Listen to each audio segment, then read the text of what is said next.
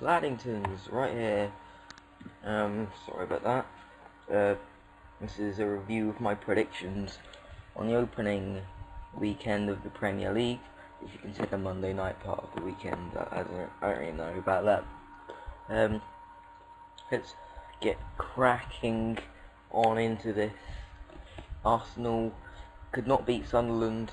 From what I heard, Sunderland sort of did a Chelsea, where they put 10 men behind the ball and held off for the draw. I know it's really not the most fun thing to watch, but it's a very effective tactic, especially when a team like Sunderland is facing a bigger team. And I'm pretty impressed with what they've done there. It's certainly going the right way without taking on the big teams. Fulham, as I predicted, did comfortably thrash Norwich. Norwich didn't really put up much of a fight. I actually watched the match.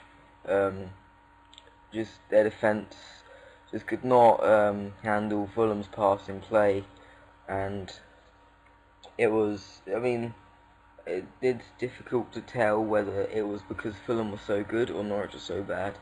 I'm guessing in the next few matches we'll see, but it doesn't look like Fulham need Dempsey as much anymore. I mean, their next match is Man United, so then we'll really see. But for now, Fulham, top of the table, they're doing fine. So we're going to go into next match here, QPR Swansea.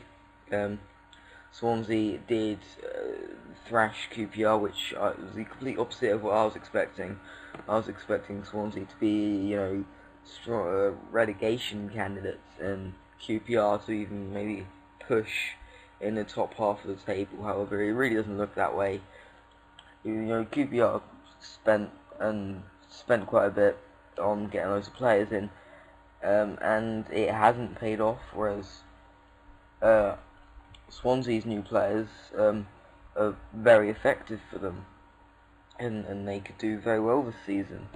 Now I'm going to go Reading Stoke now. This one was a draw. I don't really have much to say about this match because it's not one of the more interesting ones. I think in my last episode I kind of thought a bit more of Reading than what I should do. When I was watching the match of the day, I looked at their squad and I actually thought that they'd got some better players than what they did have, because I'd just seen their name pop up here and there in transfer stories, but I hadn't really paid attention. But apart from Pogrebniak, there really isn't much there, and I do think they could get relegated. I don't doubt that for 1 second. Stoke not done much in the transfer window, but they're a very consistent team, and so I think Stoke will be mid-table again. And now we're going to these next 3 matches, all of which I was sitting on the fence on, when if I'd have actually picked a team to win, I would have got all of them correct. West Brom, Liverpool. So Liverpool didn't look too good last season. Brendan Rodgers hasn't really done much since.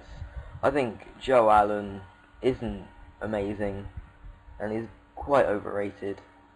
And I think there's really not much there for Liverpool. I mean, you look at their defence is pretty good, but in midfield and then attack, this is where it goes wrong, because as far as attack goes, there's Luis Suarez, he's good, but when he's injured, suspended, or not playing well, Liverpool are screwed in terms of goals. And in midfield, they've just got so many ineffective players like Charlie Adams, Stuart Downing, etc. that just haven't performed.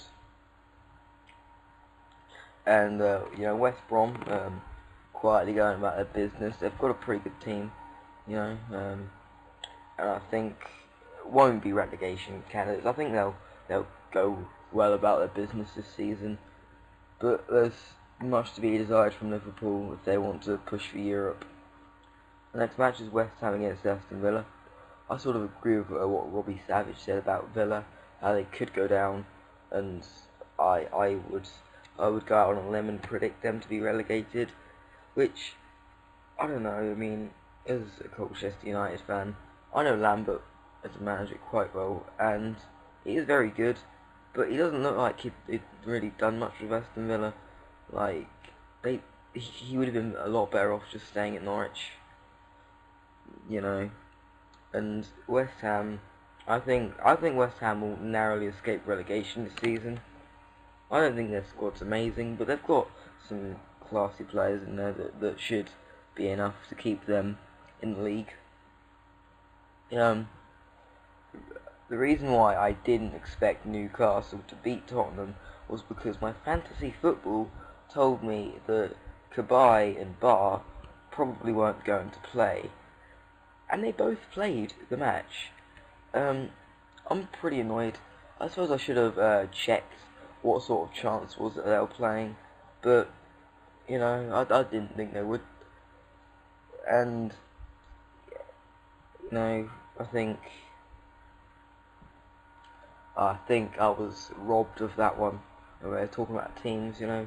Newcastle came out victorious, which, you know, I would have expected, though I didn't predict. Tottenham not looking too bad. I do think Villas-Boas has been quite fortunate in that he's been given the Tottenham job after not doing well at all with Chelsea. He really didn't fall that far, so he has definitely got a point to prove now. Next match, Wigan-Chelsea. Yeah, I like Roberto Martinez, and I think Wigan are a nice team, but no match for Chelsea and what they are now. You know, I watched the opening 10 minutes or so, and I saw both goals. I didn't see the rest of the match. I certainly do think Chelsea will make Europe this year. I don't doubt that, and probably obviously they could go far again. Probably not as far as winning it. I would still pick Barca for that one, but I've got a really good team, and I don't think we're going to go down. I just think they're not going to have an easy season. Next match, Man City, Southampton. Southampton actually probably feel a bit hard done by that they didn't actually come out of that match with a point. You know, they had it robbed quite late in the match. Man City, maybe you would expect more from the champions against a newly promoted team, but I think Roberto Mancini should just be relieved that he got the 3 points and that Man United didn't, which brings me to my next match. They're probably not out there. There are probably not many out there that actually saw this match. Like knew Everton, thought Everton would win. You know, Man United got Rooney and Van Persie. I suppose it was kind of not clever to expect them to be firing all cylinders straight away. And you know, I think it's a reality check for Man United that they've lost, but I think it's going to be a challenge for them to win the Premier League. And yeah, that sort of concludes it. Actually, no, I haven't talked about Everton. Everton, I like the team. I like David Moyes, what he's done really, because with so little money, he's, you know, still got a very good squad that can put out results like this. So, yeah, I think Everton will probably maybe try and be in that group, huddle, that are trying to get to Europe this season. And you know what I'm going to do, just because I've talked about table position so much, I'm just going to tell you who I think is going to be like where. So for example, I think Man City top, followed by then Man United, then Chelsea, then Arsenal. I think the teams that want to be pushing for that 5th place, I think will be pushing for that 5th place, is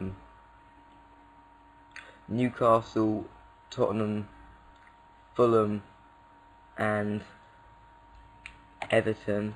I think they'll be the main ones. Maybe Liverpool, maybe Swansea, maybe QPR.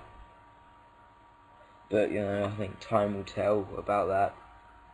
As far as relegation goes, you know, Norwich really don't look too good. I think Reading are gonna, yeah, I'm picking Reading and I'm picking Aston Villa. I think teams that are gonna like surprise us with their seasons. Actually, I'm gonna say Sunderland because I don't I don't know. Well, I didn't put them down for possible Europe contenders, but who knows? I think they'll have a pretty good season.